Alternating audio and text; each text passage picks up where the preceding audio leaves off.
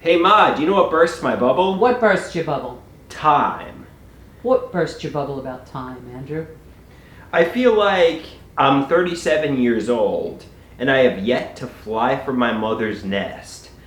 I have yet to really have a life.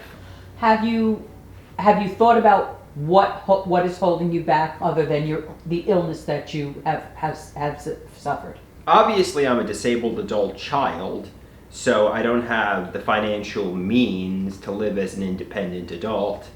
Do you want that? Who doesn't? Nobody wants to be dependent. Have you done anything to make that happen for yourself? Have you pushed yourself? So I mean, I thought about potentially trying to sell some of my artwork. Obviously, I want to be in Hollywood movies. I want to sell my artwork, and I know you say that's unrealistic, correct? Look, I wanted to be a great artist when I was 18, right? I wanted that. I wanted to go to art school. But I knew financially my parents didn't have the money for that. My parents and I knew that wasn't realistic because I had to put food on the table. So I knew that wasn't realistic. So I went into something that was more realistic. Thinking and hoping that if I continued with my art at some point in my life, maybe I could make that a career. So I think that what people do, and I don't think, look, I don't think that you can't follow that dream on the side. But I think that there has to be a realization that you have to take care of yourself too, in a more practical way.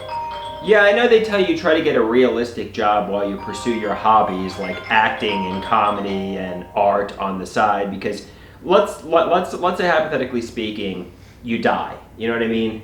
Well, look, I mean, I'm not going to be flying off to Hollywood superstardom. I could potentially be homeless. So I mean, but look, you got to find a way to function as an independent. like a lot of comedians, for instance, I've heard stories about different comedians that got their start a little bit late, and they were working cleaning up bars and comedic venues, and at night they would practice or get on stage. I feel like I'm so good that I should have been rich and famous 20 years ago.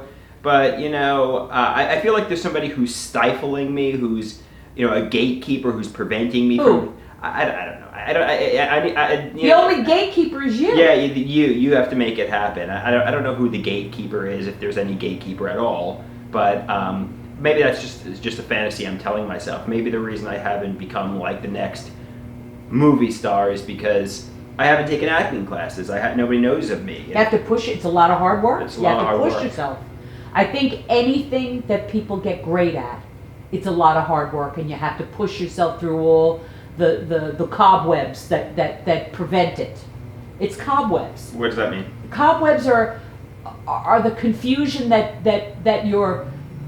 It's almost like a self-protective mechanism that we all have in us that keep us from realizing our dreams, because when we're afraid to push forward or something challenges us and it's difficult, the cobwebs can stop us from pushing through. I look at a lot of these pop stars, these movie stars, and I tell myself I'm better than them all, but really. But it's also a break. Sometimes it's that break that they might have gotten. It's like winning the lottery. Some of us won't get that break. Right. The majority of us won't get that break. Right. But that one person that does. Like I was looking at a kid on the TV today. Right. And he looked a lot like some of these famous actors. Right. And I was like, gee, I wonder why he never got famous. He never, like this.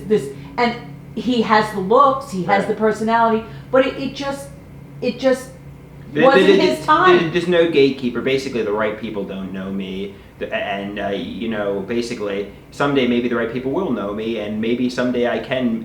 Time is ticking for me, but maybe someday I could be a. People go on America's Got Talent. Right. So let's not talk about America's Got Talent. But that is what it is.